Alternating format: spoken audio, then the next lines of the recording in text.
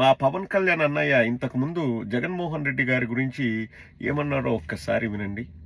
మద్యపాన ప్రియుల కడుపు కొట్టావు జగన్, కొట్టావు. మద్యపాన ప్రియుల పొట్ట కొట్టావు జగన్, పొట్ట కొట్టావు. ఇప్పుడు కల్తీ మద్యం ఏర్లై బీర్లై పాడుతుంది పవన్ కళ్యాణ్. మరి ఎందుకు నువ్వు బయటకు వచ్చి మాట్లాడట్లేదు? ఓహో, ఆ ఎమోషను, ఆ లూజ్ మోషన్ ఉండదా?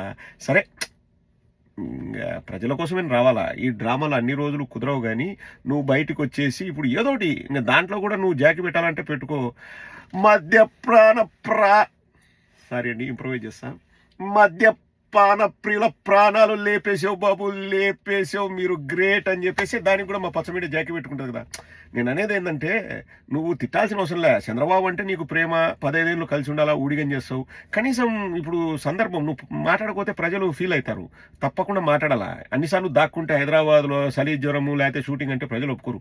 వచ్చేసి ఏదో ఒకటి చెప్పు, నీకు ఇష్టం వచ్చింది వాగు. దానికి కూడా ఎలివేషన్ పెట్టుకోవడానికి మా పచ్చగొట్టాలు రెడీగా ఉంటాయి కదా.